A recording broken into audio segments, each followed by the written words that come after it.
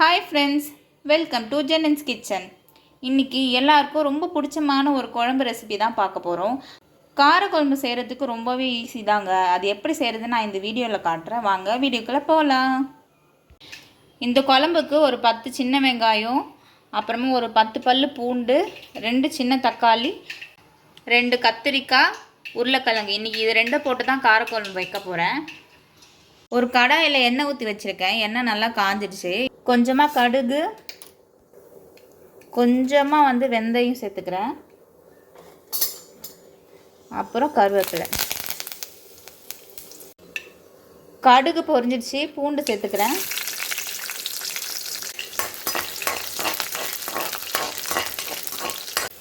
பூண்டு இந்தளவுக்கு வறுபட்டதும் நான் கட் பண்ணி வச்சு சின்ன வெங்காயத்தை சேர்த்துக்கிறேன்.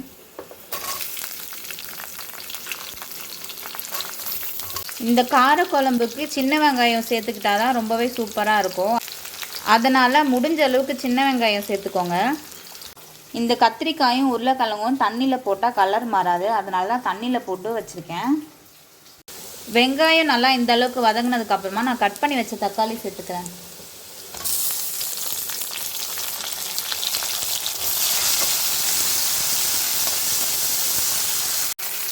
தக்காளி வேகிறதுக்கு கொஞ்சமாக உப்பு சேர்த்துக்கிறேன். தக்காளி நல்லா வதங்கி குழன்னு வந்தால் தான் குழம்பு நல்லா டேஸ்ட்டாக இருக்கும். தக்காளியும் வெங்காயம் நல்லா சூப்பராக வதங்கிடுச்சு. இப்போ நான் கட் பண்ணி வச்ச கத்திரிக்காயும் உருளைக்கிழங்கும் சேர்த்துக்கிறேன்.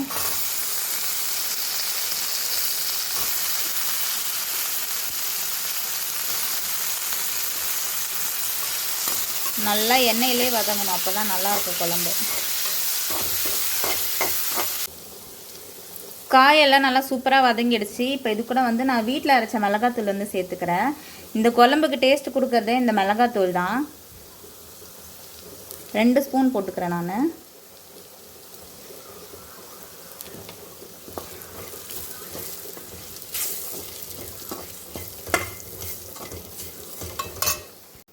இப்போ இது கூட நான் ஊற வச்ச புளி தண்ணி சேர்த்துக்கிறேன். ஒரு நெல்லிக்காய் அளவு தான் ஊற வச்சேன் புளி.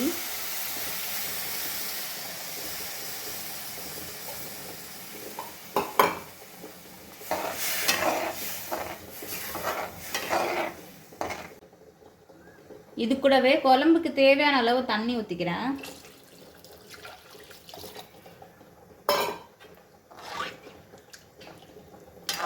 இப்போ குழம்பு நல்லா கொதிக்கிட்டோம். நம்ம குழம்புக்கு தேவையான தேங்காயை அதுக்குள்ளே அரைச்சிட்டு வந்துடலாம்.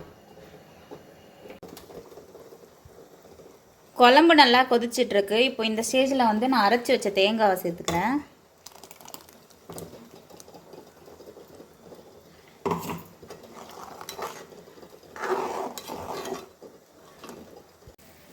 குழம்பு நல்லா சூப்பராக கொதிக்குது. இன்னும் ஒரு 10 நிமிஷம் நல்லா கொதிக்கணும். அப்போ தான் டேஸ்ட்டாக இருக்கும் குழம்பு. நல்லா திக்காகணும் குழம்பு.